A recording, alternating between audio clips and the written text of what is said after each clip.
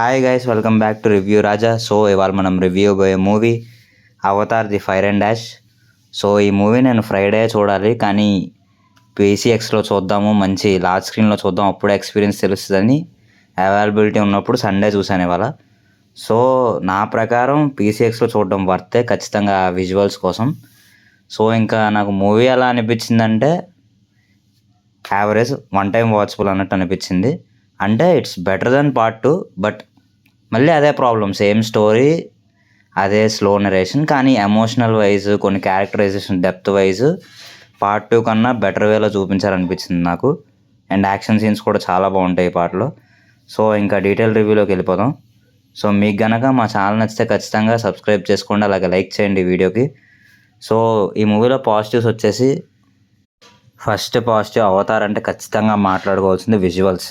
అసలు పార్ట్కి విజువల్స్ ఎంత బాగా పెంచుకుంటున్నారో. అంటే అవతార్ 1 అనేది ఒక లెజెండరీ మూవీ, అంటే ఆ స్టోరీ మనకు తెలియదు, ఆ వరల్డ్ కొత్తది. సో అవతార్ 2, 3 స్టోరీ వైజ్ తగ్గుతూ వచ్చాయి, కానీ నిజంగా చెప్పాలంటే విజువల్స్ వైజ్ మాత్రం 1 కన్నా 2 ఎక్కువ, 2 కన్నా 3 ఎక్కువ. అసలు గ్రాఫిక్స్ చాలా బాగా పెంచుతున్నారు ప్రతి పార్ట్కి. 3లో నేను ఖచ్చితంగా చెప్తున్నాను, ఈ అవతార్ 3ని మీరు మీ దగ్గరలో ఉన్న పీసీఎక్స్ స్క్రీన్ అయినా లేకపోతే ఐమాక్స్ అయినా, ఏదైనా ఒక మంచి లార్జ్ స్క్రీన్లో చూడండి, ఎక్స్పీరియన్స్ నెక్స్ట్ లెవెల్ ఉంటుంది. ఖచ్చితంగా మనం ఆ వరల్డ్లోకి వెళ్ళిపోతాము ఆ విజువల్స్ కోసమైనా.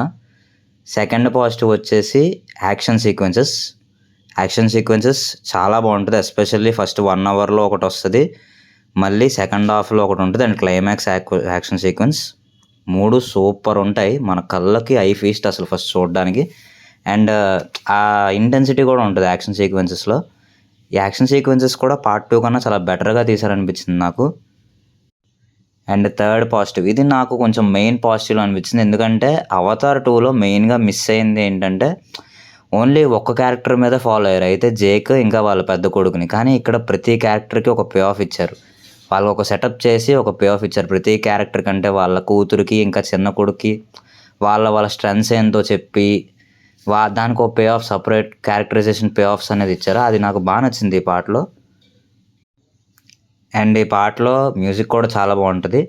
And coming to the negatives, same negative మళ్ళీ. అవతార్ 1, 2, 3 ఒకే ఫార్మాట్లో ఉంటాయి, అదే సేమ్ స్టోరీ.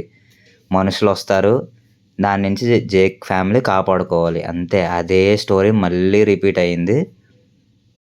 ఈ టెంప్లెట్ అయినా మారిస్తే బాగుండు, ఎందుకంటే చాలా ప్రిడిక్టబుల్ అయిపోయింది. నార్మల్గానే ఆ మూవీలో ఏమీ థ్రిల్లర్ ఏం కాదు, అంతా ప్రిడిక్టబుల్గానే ఉంటుంది. ఇంకా అదే రొటీన్ స్టోరీ అవడం వల్ల ముందు ఏం తెలిసిపోతుంది ముందు ఏమవుతుందని, ఆ ఇంట్రెస్ట్ రావట్లేదు. అండ్ సెకండ్ నెగిటివ్ వచ్చేసి పేసింగ్. సేమ్ అవతార్ 2 లాగే ఇందులో కూడా పేసింగ్ ఇష్యూ ఉంది, చాలా స్లో ఉంటుంది. నాకు ఒక పాయింట్లో నిద్ర కూడా పోయాను నేను, అంత స్లో ఉంటుంది.